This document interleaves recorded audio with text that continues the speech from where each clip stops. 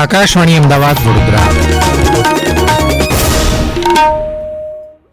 પ્રાદેશિક સમાચાર જયેશ વેગડા વાંચે છે. સૌપ્રથમ મુખ્ય સમાચાર. રાજ્યમાં સ્વચ્છતા હી સેવા અભિયાન હેઠળ અત્યાર સુધીમાં 25 લાખથી વધુ લોકોએ જોડાઈને કુલ 27 લાખથી વધુના કલાકનું શ્રમદાન કર્યું.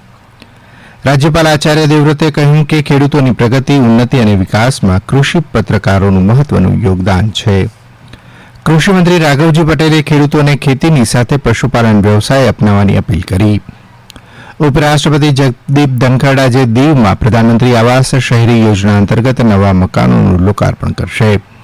અને રાજ્યના ખોરાક અને ઔષધન નિયમન વિભાગે જણાવ્યું કે રાજ્યના તીર્થસ્થાનોના પ્રસાદમાં પ્રાણીજન્ય ચરબી જોવા મળી નથી.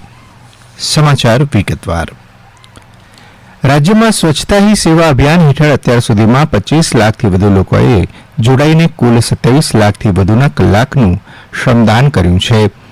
ગ્રામ વિકાસ મંત્રી રાઘવજી પટેલે ગાંધીનગરના છતાલ ગામ ખાતે શ્રમદાન કરતા જણાવ્યું કે રાજ્યમાં સ્વચ્છતા હી સેવા અભિયાન માત્ર 4 જ દિવસમાં જન આંદોલનમાં પરિવર્તિત થયું છે.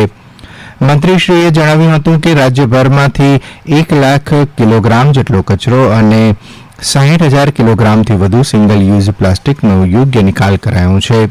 આગામી 2 ઓક્ટોબરે સ્વચ્છતાલક્ષી શ્રેષ્ઠ કામગીરી કરનાર જિલ્લા, તાલુકા અને ગામોને 10 લાખથી 1 કરોડ રૂપિયા સુધીના રોકડ પુરસ્કારો અપાશે.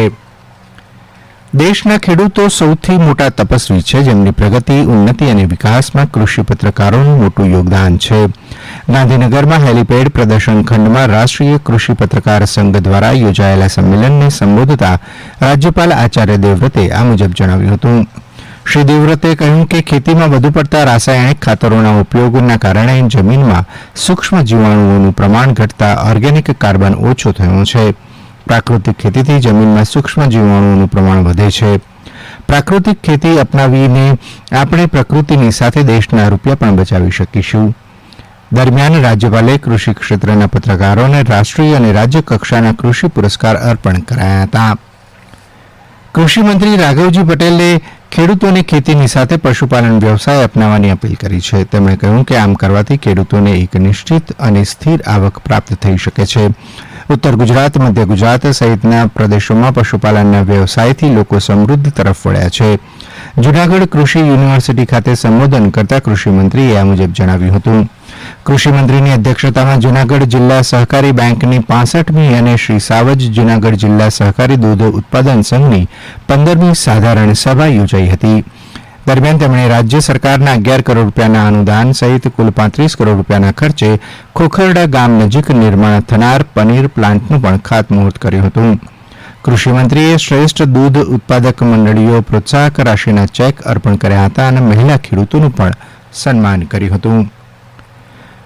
પ્રધાનમંત્રી નરેન્દ્ર મોદી સરકારના 3જા કાર્યકાળના 100 દિવસ દરમિયાન સરકારની વિવિધ પ્રજાલક્ષી અને કલ્યાણકારી યોજનાઓનો નાગરિકોને મહત્તમ લાભ મળી રહ્યો છે. ત્યારે પ્રાકૃતિક કૃષિ અંતર્ગત બાગાયત પાક લઈને જામનગરના ભાવેશભાઈ નંદા સમૃદ્ધ બન્યા છે. તેમણે આ અંગે પોતાનો પ્રતિભાવ આ રીતે વ્યક્ત કર્યો હતો. 2019 થી ગાય આધારિત પ્રાકૃતિક ખેતી કરું છું અને હાલ મારો મુખ્ય પાક હળદર છે અને હળદરની ટોટલ પ્રોસેસિંગ કરી અને પેકિંગ કરી પાવડરનું પેકિંગ કરીને જાતે વેચાણ કરીએ છીએ અને એમાં અમને બાગાયત ખાતા દ્વારા પ્રોસેસિંગ યુનિટ મશીનરી જે અમે 3 મશીનરી વસાવ્યા છે એમને અમને બાગાયત ખાતા દ્વારા અમને સહાય મળેલી છે. ઉપરાષ્ટ્રપતિ જગદીપ ધનખડ આજે તેઓ દીવમાં પ્રધાનમંત્રી આવાસ શહેરી અંતર્ગત નવા મકાનોનું લોકાર્પણ કરશે. ગઈકાલે તેમણે સિલવાસામાં Namo medical education and research institute ખાતે ધન્વંતરી ભગવાનની પ્રતિમાને પુષ્પાંજલિ અર્પણ કરી હતી. ઉપરાંત તેમણે સંસ્થાના વિવિધ વિભાગોની મુલાકાત લઈને વિવિધ શૈક્ષણિક સંસ્થાઓના વિદ્યાર્થીઓ સાથે સંવાદ પણ કર્યો હતો. એક પેડ માં કે નામ અભિયાન અંતર્ગત ઉપરાષ્ટ્રપતિ અને તેમના પત્નીએ વૃક્ષારોપણ પણ કર્યું હતું. એક અગત્યની જાહેરાત. મોદી સરકારના 3જા કાર્યકાળના 100 દિવસ પૂર્ણ થવા નિમિત્તે આકાશવાણી અમદાવાદના પ્રાદેશિક સમાચાર વિભાગ દ્વારા પ્રસ્તુત વિશેષ કાર્યક્રમ વિકસિત ભારત તરફ પ્રયાણ આજે રવિવારે રાત્રે 9:15 વાગે આકાશવાણી અમદાવાદ કેન્દ્ર પરથી પ્રસારિત કરાશે. અગત્યની જાહેરાત પૂરી થઈ. આ સમાચાર આપ આકાશવાણીના અમદાવાદ વડોદરા કેન્દ્ર પરથી સાંભળી રહ્યા છો. આ સમાચાર આપ અમારી YouTube channel AIR news Gujarat પર પણ સાંભળી શકશો. વધુ સમાચાર માટે આપ અમારા ટ્વિટર હેન્ડલ AIR_news_ABAD ને ફોલો કરી શકો છો. રાજ્યના પ્રસિદ્ધ તીર્થસ્થાનો અંબાજી, દ્વારકા, સોમનાથ સહિતના સ્થળો પર પ્રસાદની ગુણવત્તાની ચકાસણી કરવામાં આવી છે. પ્રસાદ વહેંચણી કરતા આવા 32 જેટલા સ્થળ પર રાજ્યના ખોરાક અને ઔષધ નિયમન તંત્ર દ્વારા તપાસ કરવામાં આવી હતી, જેમાં પ્રસાદમાં પ્રાણીજન્ય ચરબી જોવા મળી ન હતી તેમ ખોરાક અને ઔષધ નિયમન વિભાગના કમિશનર ડોક્ટર હેમંત કોશિયાએ જણાવ્યું હતું. પ્રસાદ ભાઈ ગુજરાતમાં આજ દિન સુધી કોઈપણ પ્રસાદમાં કે પ્રસાદમાં વપરાતા ઘીની અંદર કોઈ આવું પ્રાણીજન્ય ચરબીની હાજરી આજ સુધી જોવા મળેલી નથી. આ બાબતે દરેક પ્રસાદ બનાવતા જે મંદિરો છે એ પણ ખુદ કાળજી લેતા હોય છે અને એ લોકો સાથે છેતરપિંડી ન થાય તેના માટે અમે ક્રોસ ચેકિંગમાં એનું ક્રોસ સેમ્પલિંગ કરીને એનું પણ ધ્યાન રાખતા હોઈએ છીએ. અમદાવાદ સ્થિત નેશનલ ઇન્સ્ટિટ્યૂટ ઓફ ડિઝાઇનિંગના વિદ્યાર્થી અક્ષિત કુમાર 51મી વિદ્યાર્થી અકાદમી પુરસ્કાર સ્પર્ધામાં વિજેતા બન્યા છે. આ સિદ્ધિ બદલ મુખ્યમંત્રી ભૂપેન્દ્ર પટેલે અભિનંદન પણ પાઠવ્યા હતા. અક્ષિત કુમારે અલ્ટરનેટિવ એક્સપેરિમેન્ટલ શ્રેણી હેઠળ પ્રથમ 3માં સ્થાન મેળવ્યું છે. ઉલ્લેખનીય છે કે આગામી 14 ઓક્ટોબરના રોજ લંડન ખાતે યોજાનાર 51મી સ્ટુડન્ટ એકેડમી એવોર્ડ કોમ્પિટિશનમાં અક્ષિતની ફિલ્મ રજૂ કરાશે. स्टूडेंट अकेडमी अवार्ड्स जो कि ऑस्कर्स का स्टूडेंट वर्जन होता है उसमें मैंने ये सबमिट किया और वहाँ पे मुझे टॉप 3 विनर्स घोषित किया गया जिसके लिए मैं बहुत आभारी हूँ उनका. और इसके फाइनल्स के लिए मैं लंदन जाने वाला हूँ जहाँ पे मुझे पता चलेगा कि मेरी फिल्म को फर्स्ट, सेकंड, थर्ड में ऐसे कौन सा स्थान प्राप्त हुआ है. इस अचीवमेंट के लिए मुझे गुजरात के CM श्री भूपेंद्र भाई पटेल ने भी एक अप्रिसिएशन लेटर दिया है जिसके लिए मैं बहुत बहुत आभारी हूँ. मुझे ये मिला, मुझे बहुत अच्छा लगा ये. ખેડાદના નડિયાદમાં તુલસી બ્રહ્મભટ્ટે અમેરિકામાં યોજાયેલી ઓર્લાન્ડો ઇન્ટરનેશનલ કરાટે ઓપન સ્પર્ધામાં સુવર્ણચંદ્રક મેળવ્યો છે. તુલસીએ ઉત્કૃષ્ટ પ્રદર્શન કરી પ્રથમ સ્થાન પ્રાપ્ત કરતા કાતા ફાઇટમાં તૃતીય સ્થાન હાંસલ કર્યું છે.